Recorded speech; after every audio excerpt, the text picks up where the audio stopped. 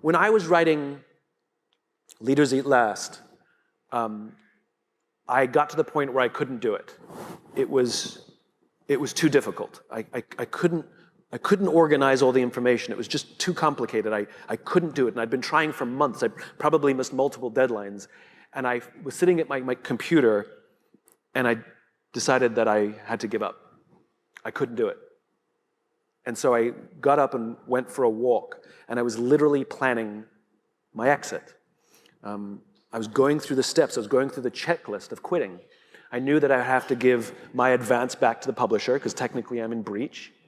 I knew that I would be humiliated, but I was preparing myself for it, and that I would get over it.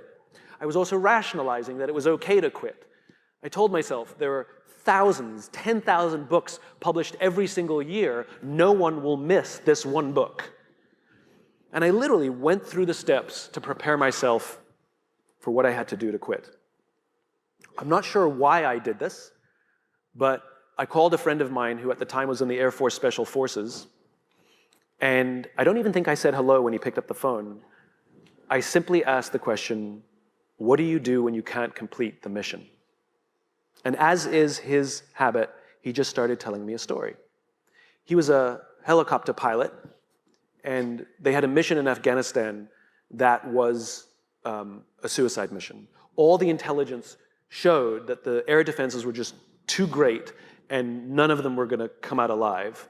And it wasn't going to be one of those kill Hitler missions where we're all going to die, but we'll kill Hitler. This is like, we're all going to die, and the mission will also fail. And he was preparing his helicopter for this mission, and his wingman turned to him and said, what do we do? We've got wives, we've got kids. Do we refuse to go? What do we do? And my friend turned to him and he said, this is what we signed up for. We go. He asked me, he said, is this book more or less powerful than Start With Why?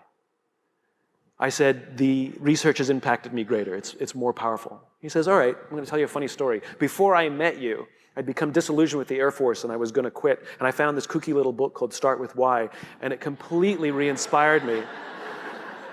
And I decided to stay, and I'm a better leader now than I was before because of that book. And if you're saying that this book is more powerful than the first one, then we need this book. He said, this is what you signed up for. You have no choice. Clearly his mission was scrapped at the last minute. The underlying message of this is what you signed up for, you have no choice, wasn't a mean message. The underlying message was, and I will be here with you. The underlying message was, no matter what, you can call me at any time. I've got your back. And that's the important part. I turned around, went back to my desk, and finished writing that book. Not that night. I mean, it took me months, but